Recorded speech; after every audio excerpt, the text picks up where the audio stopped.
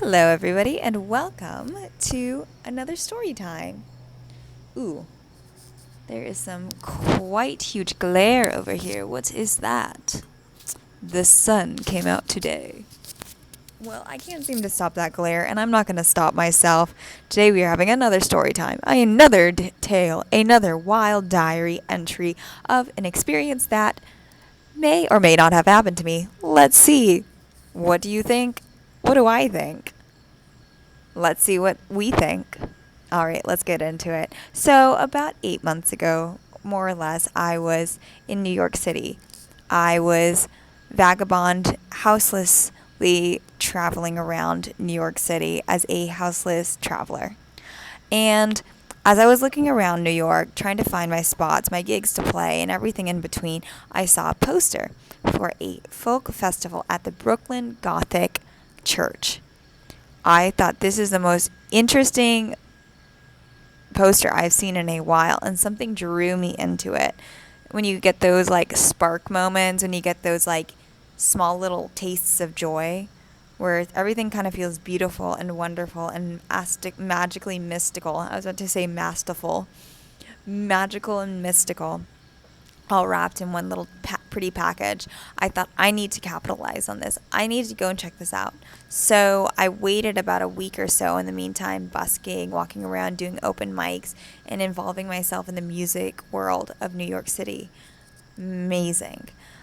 The day hit, and the entry fee, $200. $200 that I was not going to see for quite some time. So I thought, why not just walk my way into that little music festival and see what happens? Sneaking in. Oh dear. Well, let me tell you, at that point, I was sneaking into hotels, bars, restaurants, into piano places, into underground music parlors. I was sneaking my way into country clubs, into pools, into all kinds of places where security and restriction and police are at the front gate. And I was able to sneak my way into all different situations. So at that point, I was comfortable with working it, sneaking my way into that little festival. I thought, I can do this. Not a problem.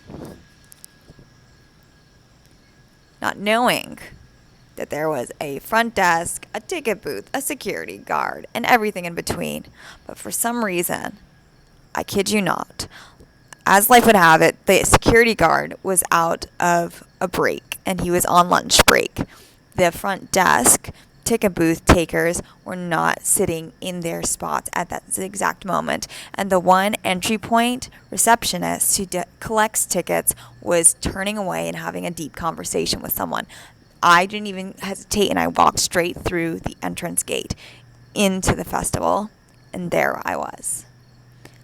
In a moment, everything shifted from a cold, blizzardy, stormy, windy day of New York City in October in Brooklyn to a wonderfully classic Victorian warmth cascade of horror, romance, and beauty that's wrapped in a beautiful Gothic hotel and Gothic church. It was magical how someone thought this would be a wonderful venue for a folk festival. They were unbelievably, imaginably dreamlike with their vision to create something like that, because it was stupendous. I love that word, stupendous. And I walked into this giant cathedral, and there were just booths within this cathedral. There was booths for all different kinds of music programs, music events, people talking about their programs. There was artists selling their merch for their bands. There was little like workshops going around in different parts of the conference room, and then a second room there was a salsa class going on, which I thought was wonderfully bizarre in the most magical way. So I went to every booth talking to different artists, different musicians, what scenes to get into, what clubs to join in the Brooklyn music scene. I was given a card for the Jalopy Music Company in Brooklyn, and people said this is a great starting point for new budding musicians, and I took that with care, and I slipped it in my little tiny backpack. I started talking to more musicians, gaining more information, and feeling a little bit more alive with certainty. Then I decided to start playing around, joining dance classes, joining the parts and the places where people were hanging out. At some point, I ended up talking to the events manager, the person who ran the entire festival. The entire festival, which contained hundreds, if not maybe 1,000 or so people in this giant cathedral and this event space to enjoy and develop and just engulf themselves in the joys of folk music. I talked to the events manager and we just had a great conversation, talking at some point saying that there was catacombs underneath the church, and it was so fascinating to her. I looked at her and I said, I want to see that now. In a very intensely way, she took that and she connected me to her brother, who was also the events manager of the festival. And he said, I know where the catacombs are. Let me show you. So before I knew it, sneaking my way into the festival, getting all of the information flyers and brochures to join in the music Brooklyn scene, I was now walking with the events manager's brother underneath the church catacombs underneath and looking at the entire church underground in the catacombs.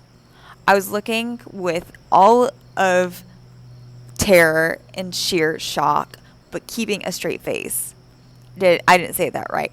I had a straight face, but underneath that straight face, I was terrified. I was nervous. I was scared out of my mind. There was weird Jesus statues. There was spider webs everywhere. There was all these little weird goblins, and the brother was like, look at that. And I was like, why did I just say yes to this? And he's like, look at that. I was like, this is scary. And then his son came along and said, Daddy, I want to join you with you. He's like, are you sure? And he's like, I don't know. And I was like, yeah. And I was like. So now it was 3 of us going deeper and deeper and deeper into the catacombs. Before we knew it, they shined a light, and it was a broken Jesus. And I was like, this is terrifying. And then we looked and we made fun of his son, which was so mean. We're like, you're laughing and scared. And I was like, that is not nice. I'm leaving. And I just said, I gotta go. I literally got out of the catacombs. And the brothers was this very gruely, hipster looking man. He's like, nice to meet you. I'm Jake. And I was like, nice to meet you, Jake. I don't think I'm going to do that again. And we left.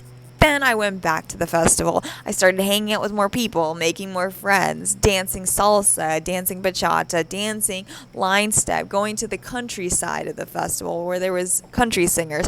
Then I went into the grand hall where they had the main musicians play. It was where the grand cathedral was centered, and it was the biggest part of the festival. I started watching all the musicians play, and they were electric. They were loved, and they were put on a pedestal that you viscerally, instinctually feel. The singers were folk. They were true to their folk roots. You could hear the twang in their voice, Appalachian Hills energy mixed with real rustic, vintage vinyl vibes wrapped in this modern, pretty package. It was electric. It was undeniably soothing, but gripped in just real tradition. I could feel their energy and their folk feeling, and it came through in their voice. And looking at other musicians and looking at the other audience members, we're like, damn, this is really good. And we just felt the folk vibes all night long, staying up until Kingdom Come, dancing and dancing until around 11 o'clock hit, and the Egyptian metal heavy rock band joined in. I mean, what? Who? Them. Yes, someone twisted time and decided we're going to add a indie rock Egyptian heavy metal band into our folk festival. Why not? It's like having a beautiful cream sundae and then sticking a magenta Twinkie on top as your creme brulee delicious delight dessert package. That made no sense, and one day I don't know, but in the meantime, that is my comparison. And so all of a sudden the folk festival people got in the center and started mosh pitting out So we got a bunch of bandanas, jean wearing, cowboy hat wearing, cowboy boot girls mosh pitting for an Egyptian metal band, and I had to join in. So there I was, just like that church bell. I was getting down for so many reasons that we have to do in our lives. If you see a heavy metal Egyptian rock band mosh pitting, creating a mosh pit, you have to join that mosh pit. Story defund. Complete. The end. So that night was wonderful until there was one piece left. I saw a stairwell as I was walking out of the grand hall.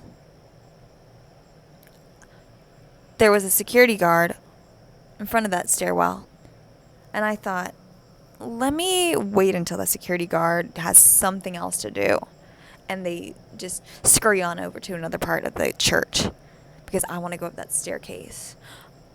The security guard eventually had something else to do, and I had an opening, and I scurried up that stairwell into a door, and I opened the door, and there was a grand piano in a small nook with a library and a church, ceremony, preacher, education center. But it had that carpet and the piano nestled in the corner. I thought, this is my own private music studio in the attic of a grand central Gothic cathedral. Could life get any better? It couldn't. And I sat down and I recorded play, and I recorded a music video of me singing, and it was a moment of me relaying and feeling the feelings of living in New York City for a month and struggling with being a singer and busker and a musician and an artist, trying to perform every day and open mics and putting myself out there in that cold weather and the feeling and the grit of survival. And I put all of myself in that piano, and I produced a song, and it was magical. And before I knew it, another girl, a musician, stood behind me, and she said, "I'd like to sing, 'cause your voice is damn good." And I said, "Thank you, girl." And we made a song together. And she says, "Hi, my name is Crystal." And I said, "Really? What?" I've always met an incredible woman who's always been there for me when I needed most. And her name has always been Crystal. And she's like, "Yes, I'm a singer, and so nice to meet you." And I said, "Yes, I'm a singer too. You are amazing." Something like that. We had that moment, and we recorded it. And we, at the end of the night, said, "I hope we meet again." And I said, "I hope I meet you too."